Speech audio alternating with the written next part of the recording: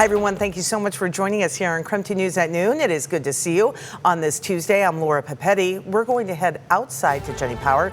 She's in the Outdoor Weather Center letting us know everything, all the details about the weather. Jenny, I woke up this morning. It was just sort of gray out there, but very warm.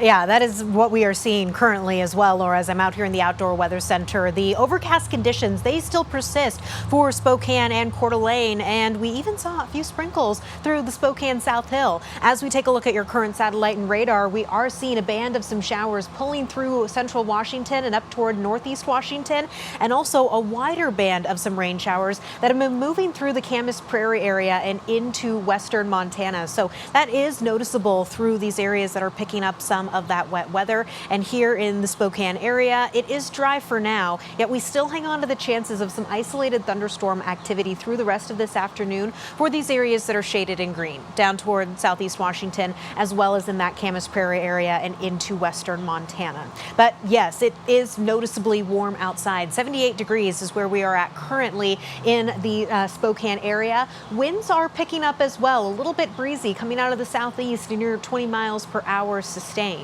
As we take a look across the rest of the region, we are in the upper 60s down on the Palouse, even low 80s already for Ritzville, 87 degrees currently for Walla Walla, 79 right now in Moses Lake and Othello, and temperatures are going to continue to climb as we move forward into the rest of this afternoon. What we'll also see happen is a gradual clearing trend through the rest of this evening, but this week we're still not out of the woods yet when it comes to the chances of more isolated storms. A look at that coming up in my extended forecast. Laura? Jenny, appreciate the update. Today, we are less than 4 months away from the November midterm election, and Idaho voters will be deciding whether to roll back the state's abortion ban.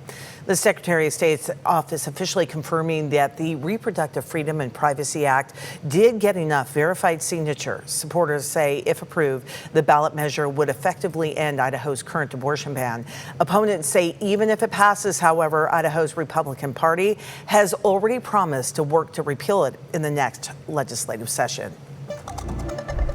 A few hours ago, people in Spokane gathered for the 2026 State of Housing Summit. This focus is on housing affordability throughout the Spokane region. Leaders and experts coming together to explore and find ways to expand access to attainable housing. The single most important thing for the overall economic vitality of Spokane County is a healthy downtown Spokane. If we don't have a healthy core city, and that includes really the city of the valley building, really much more dense than it ever has in the past. If we don't have those things available to us, the rest of what we're doing is totally meaningless. Greater Spokane Incorporated will continue the conversation coming up at its State of the County event, which is on September 24th. Today, Spokane County Commissioners are set to vote on two items that could have an impact on you. The first would lower demolition fees for people who lost homes or other property in the upriver fire. The county would drop the charges to about $27, along with a state processing fee of $6.50. Demolition fees can cost more than $400 traditionally. And commissioners will also be voting on increasing ticket prices coming up at the Spokane County Interstate Fair. The fair says the increased price would help cover operating expenses. So if approved, ticket prices would increase by $1 to $2. A Wrath Run man appeared in court on charges of domestic felony injury to a child after police say he admitted to beating his 11-year-old daughter with a belt. KREM 2's Regan Gallo uncovered some new details in the case, and we do want to warn you, some of the information in this story is disturbing.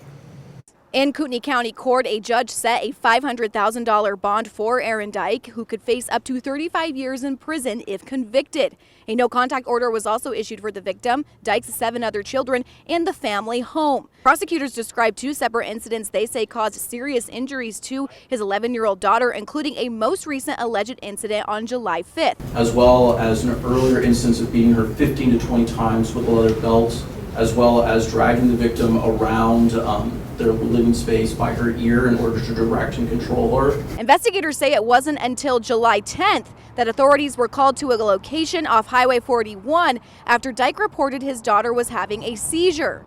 According to court documents, Dyke was allegedly taking his daughter to the hospital after she showed more signs of illness. Investigators reveal that Dyke allegedly spanked the girl with a belt after accusing her of stealing a watch from a sibling. Documents say she vomited for 5 days afterward and was unable to keep food down. Court records also allege the child suffered extensive bruising, scabs, and kidney failure, requiring emergency dialysis. Now, Rathdrum police report the 11-year-old girl was transported from Kootenai Health to Sacred Heart Medical Center, where authorities say she is now in critical condition. Now, I talked to professionals with Vanessa Behan, an organization that specializes in child abuse prevention and crisis counseling. They talked to me about how the community can help parents and caregivers spot warning signs of child abuse or how to get help before a situation turns into a crisis. When we know things are going south, if you see a child who has the appearance of abuse and neglect, maybe bruises and injuries that don't look like something would be normal, right? A typical bump on the head because they're a toddler and they run into a countertop or something like that. If things don't look normal, I think asking questions to see if you can provide that support or engagement, and just connect with the family. But if it's serious enough, then there are places you report to. Child Protective Services is an organization that's meant to help families.